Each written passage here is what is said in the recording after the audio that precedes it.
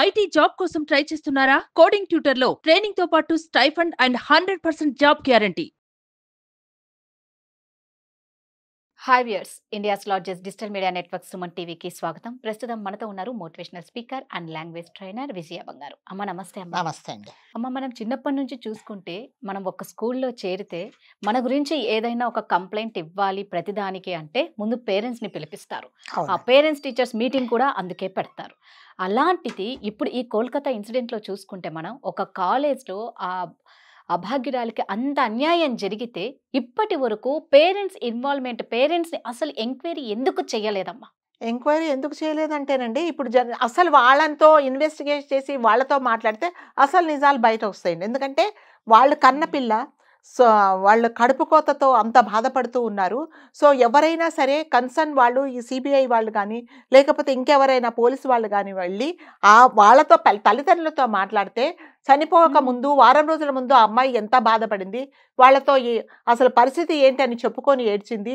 నా తప్పనిసరి పరిస్థితుల్లో నేను కాలేజీకి వెళ్లాల్సి వస్తుంది అని చెప్పిన మన మాటలన్నీ వీళ్ళకి తెలిసేవి. కానీ ఎవ్వరే కానీ పేరెంట్స్ ఒక్క మాట ఇప్పటి వరకు ఎవ్వరూ మాట్లాడలేదండి. వాళ్లే పాపం ధర్నాలు చేస్తున్నారు. సో వాళ్ళు మాకు న్యాయం జరగాలని ఎవ్వరూ మాట్లాడలేదు. వాళ్ళు అడుగుతున్నారు, మమ్మల్ని కూడా మాట్లాడించండి, మాతో కూడా మాట్లాడించండి, మేము చెప్తాం ఆ రోజు ఏం జరిగిందో అంటే ఎవ్వరూ వాళ్ళతో మాట్లాడించటం లేదండి. జనరల్గా అంటే ఎప్పుడైనా సరే ఒక ఫ్యామిలీలో ఏదన్నా జరిగితే ఫస్ట్ పోయి పేరెంట్స్ మాట్లాడతారు. పేరెంట్స్, అమ్మాయి ఏం జరిగింది, ఎందుకు ఇలా జరిగింది, మీ అమ్మాయి ఇంతకు ముందు ఇలా కాలేజీలో ఇట్లాంటివి జరుగుతున్నాయి, నేను బాధపడతాను చెప్పిందా, లేకపోతే ఫ్రెండ్స్ని కానీ రిలేటివ్స్ కానీ చుట్టుపక్కల వాళ్ళని కానీ ఎవరినన్నా జనరల్గా అడుగుతారు. అలాంటిది ఎవ్వరూ ఏం చేయలేదండి. ఓకే, మీరు అన్నట్టుగా సంజయ్ రాయ్ కానీ సందీప్ ఘోష్ కానీ ఇంకా XYZ ఎవరున్నా కూడా వాళ్ళు ఇంపార్టెంట్. వాళ్ళతో పాటు వీళ్ళ పేరెంట్స్ కూడా ఇంపార్టెంట్. ఎందుకంటే పేరెంట్స్ కదా కాల్స్ కూడా చేసింటారు కదా, చేశారు. మీ లాస్ట్ కాల్ ఎప్పుడు చేశారు ఏంటని కూడా అసలు వాళ్ళని డైరెక్ట్ అది ఎవరు అడగట్లేదండి. అది ఎవరు అడగట్లేదు. అడగకపోగా నాకు తెలిసిన ఇన్ఫర్మేషన్ ఏంటంటే వీళ్ళను కేసులో కాంప్రమైజ్ అవ్వమని చెప్పేసి కొంతమంది వచ్చి కొంత డబ్బులు ఇస్తాము, మీరు ఈ కేసు మాఫ్ చేసుకోండి అని చెప్పిన ఇన్ఫర్మేషన్ కూడా నాకు తెలిసిందనమాట. ఎందుకంటే వాళ్ళు అన్నారు, ఒకటే చెప్పారు, నాకు చెట్టంతా నా కూతురైపోయింది, ఈ డబ్బులు, ఎందుకంటే వాళ్ళకి ఒకటే ఒక కూతురు అండి. సో మాకు ఈ డబ్బులు వద్దు, మా అమ్మాయికి ఆత్మశాంతి కలగాలి. ఇంకొకరికి అంటే ప్రతి ఒక్క పేరెంట్స్ అండి ఏం కోరుకుంటారంటే ఇలాంటివి జరిగినప్పుడు నా కూతురు జరిగినట్టు ఎవరికి జరగకూడదు అని ప్రతి ఒక్కరు కోరుకుంటారు. వీళ్ళు కూడా అదే కోరుకొని ఆ హాస్పిటల్ ముందు ధర్నాలు చేస్తున్నారండి. వాళ్ళు ఈ డబ్బులకి వాళ్ళు ఏమి కక్కుర్తి పడలేదన్నమాట. ఈవెన్ దో వాళ్ళు అంత పెద్ద ఫైనాన్షియల్గా ఉండేవాళ్ళు, చాలా కోట్లు ఉండేవాళ్ళు కాదు. అయినా కూడా పోతపోయింది నా కూతురు, ఏదో మాకు కొన్ని కోట్లు వస్తాయని వాళ్ళు కాంప్రమైజ్ అవ్వాలి. సో వాళ్ళని అలా తృప్తిపరచడానికి కూడా కొంతమంది ట్రై చేస్తున్నారు అనమాట. దానికి వాళ్ళు దేనికి ఒప్పుకోవటం లేదు. సో తల్లిదండ్రులుగా వాళ్ళకి ఎంత బాధ ఉంటుందంటే ఆ కడుపు శోకం అనేది, ఈ చేతికి ఎదిగొచ్చిన కూతురు పోయింది అంటే అది ఎవ్వరికి అలాంటి బాధ శత్రువులకు కూడా రాకూడదండి. కన్నపిల్ల ఏదో జ్వరం వచ్చిపోయిందో లేకపోతే ఏదో ఒంట్లో బాగలేకపోయిందో అంటే అది కూడా బాధే.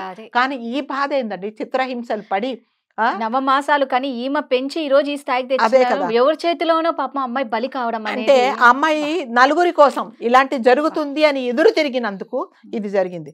సో ఒకటేంటంటే ఎవరైనా సరే ఎక్కడ పని చేసినా, నేను మళ్ళీ చెప్తున్నా, మీకు అన్యాయం జరుగుతుంది, మీ మీద ఇట్లాంటి కుట్రలు జరుగుతున్నాయి, మిమ్మల్ని ఇలా చేయరాని పనులు చేయమంటున్నారు అన్నప్పుడు మీరు ప్రతి ఒక్కరికి చెప్పండి, షేర్ చేయండి.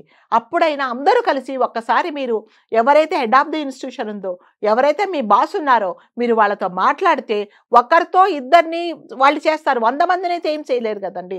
సో ఇదంతటికి కారణం ఏంటంటే నాకెందుకు, నాకు పట్టదు, ఎవరి సంగతి వాళ్ళది అని చూసుకున్నందుకు మాత్రమే ఇవాళ ఈ అమ్మాయి మాత్రం ఒక్కటి మాత్రమే ఎదురు తిరిగింది. నేను ఒక ఇంటర్వ్యూలో చదివాను, ఆ మెడికల్ స్టూడెంట్ చెప్తున్నాడు, అమ్మాయిలను ఇలా వేరే వాళ్ళ దగ్గరికి పంపడం అనేది క్వైట్ కామన్. సో ఇందులో అలా చేస్తేనే అక్కడ వాళ్ళు మార్క్స్ ఇస్తారు, లేకపోతే ఇవ్వరు. సో మీకు MBBS చేయాలి అని అంటే ఇలాంటి పనులు చెయ్యాలి అని మనకి ఇప్పుడు తెలుస్తుంది. అంటే ఈ క్వాలిఫికేషన్ ఖచ్చితంగా ఉండాలి ఉంటేనే మార్క్స్ ఇస్తారు, లేకపోతే లేదు. వాళ్ళు చాలా అరెస్ట్ చేస్తారు. నా స్టూడెంట్ చెప్తుంది అనమాట, ఒక చిన్న సంతకం తీసుకోవాలి ప్రొఫెసర్ దగ్గర కంటే వాళ్ళు ఎక్కడో 7th floors 8th floor లో ఉంటే వీళ్ళకి లిఫ్ట్ కూడా యూజ్ చేయకూడదు, 8th floor లో ఎక్కాలి దిగాలి.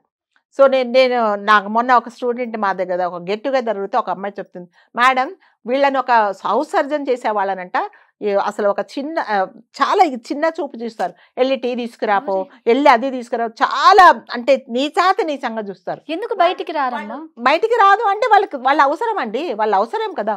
ఒక సిగ్నేచర్స్ కోసం they have to wait hours together. అప్పుడు కూడా వాళ్ళు ఇష్టం ఉంటాయి, ఇస్తారు, లేకపోతే లేదు. ఇంకా మీరు ఇప్పుడు మనం చెప్పుకున్నట్టుగా ఇలాంటి ఇన్స్టిట్యూషన్లో తప్పకుండా ఇదిగో పలానోడు నిన్ను రమ్మట, నువ్వు వెళ్ళి వాళ్ళ రాత్రి గడిపిరా వాడితో అంటే మాత్రమే మార్క్స్ ఇస్తున్నారని అక్కడ ఆ స్టూడెంట్స్ చెప్తున్నారు. ఆడపిల్లలను కంపల్సరీగా పంపిస్తారు. మరి మీరు అంటూ అడుగుతారు, మేడం మరి మగ డాక్టర్లను ఏం చేస్తారంటే, మగ డాక్టర్లను ఏం చేస్తున్నారంటే ఈ అమ్మాయిలతో ఫ్రెండ్షిప్ చేయించేసి వాళ్ళని ఆ రకంగా చేసేలాగా ఇచ్చేస్తున్నారు అనమాట. వాళ్ళని ఆ రకంగా యూజ్ చేస్తున్నారు. అందుకని చెప్పేసి నేను అదే కొంతమంది తల్లిదండ్రులు అంటారు, మా అమ్మాయికి మెడిసిన్లో సీట్ వచ్చిందని. ఇంతకుముందు మేము గ్రేట్గా చెప్పుకునే వాళ్ళం, మాకు ఇప్పుడు భయమేస్తుంది.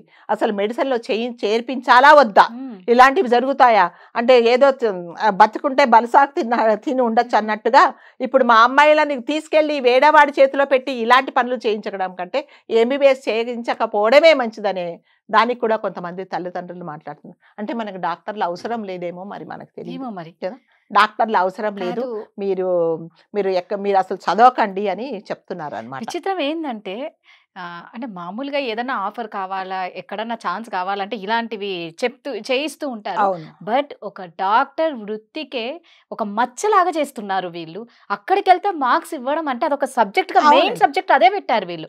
నీవు ఎలా ట్రైన్ అవుతావు అనేది కాదు, అక్కడికి వెళ్తేనే మార్క్స్. మీరు ఇతను చెప్పిన పని చేస్తే నీకు మార్క్స్ వస్తాయి, నీకు సబ్జెక్ట్ ఉందా లేదా, నీకు నాలెడ్జ్ ఉందా అనేది సరిపలేదు, అవసరం లేదు.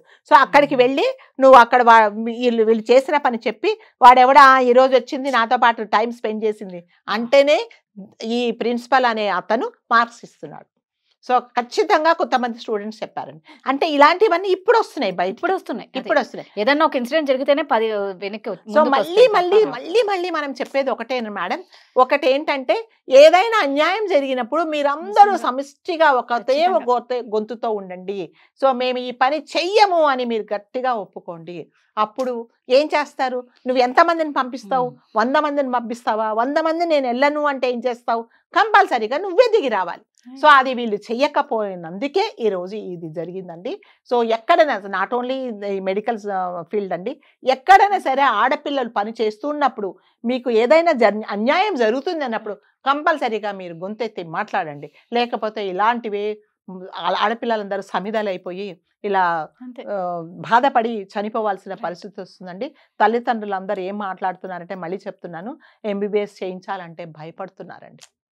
సో మనకి డాక్టర్లు అవసరం లేదా, మరి మనకి డాక్టర్లు చేయించడానికి తల్లిదండ్రులు ముందుకు రావటం లేదు అంటే ఎవరు మాత్రము ఇవన్నీ చూసి పంపిస్తున్నారండి. అందుకని ప్రతి ఒక్కరిని మరి మన అమ్మాయిలు మీరు ఎదురు తిరగండి, మీకు నచ్చని పని మీరు చేయకండి. చేసి మీ ప్రాణాలు పోగొట్టుకుంటే, చదువు ఇంపార్టెంట్ కాదండి, డిగ్రీలు ఇంపార్టెంట్, కానీ మీ ప్రాణాలు చాలా ఇంపార్టెంట్. అది మీరు అందరూ గుర్తుపెట్టుకుంటే చాలా మంచిది. లేకపోతే ఇలాంటివి జరుగుతున్నాయి. లైఫ్లో ఇలాంటి విషయాలలో కాంప్రమైజ్ కాకండి మరి ముఖ్యంగా. సో జీవితంలో ఎప్పుడైనా క్యారెక్టర్ అనేది చాలా ఇంపార్టెంట్ అండి. అది లేకపోతే చాలా కష్టం. అదే మీరు అంటే బలవంతంగా వాడు ఇది చేస్తున్నాడు అనుకున్నప్పుడు మీరు తప్పకుండా ఎదురు తిరగాలండి. ఖచ్చితంగా ప్రతి ఒక్కరు ఇంట్లో పేరెంట్స్కి చెప్పడము, అది చేసినప్పుడే అందరూ ఒక సమిష్టిగా, ఇందాక మీరు అన్నట్లు ముందుకు వస్తేనే ఇలాంటివి మనం కట్ చేయొచ్చు. ఇన్ని దారుణాలు జరగకుండా కొంచెం మన చేతిలో కూడా ఉంటుందని మనం ఫస్ట్ నుంచి చెప్పుకుంటున్నాం. ఏదైనా స్టార్టింగ్ లోనే మీరు ఓపెన్ అయిపోండి. ఒకలాంటి అవతలోడికి మిమ్మల్ని ఎవరిని భయపెడుతున్నారో వారికి భయం పుట్టించేలాగా మనం చెయ్యాలి. అంటే నాకెందుకులే, నేను సేఫ్ గా ఉన్నాను కదా, ఆ కష్టము మన ఇంటికి రావచ్చు, మన ఇంట్లో వాళ్ళకి జరగవచ్చు. మన అని అనుకున్నప్పుడే ఇలాంటివి జరగవు. ఎనిహమ్మా మళ్ళా ఆ బిడ్డ ఆత్మకు శాంతి చేకూరాలని, ఆ బాధితురాల కుటుంబానికి న్యాయం జరగాలని, ఎలాంటి బడాబాబులు ఉన్నా సరే ప్రతి ఒక్కరికి శిక్ష పడాలని మనస్ఫూర్తిగా కోరుకుంటాం. Thank you.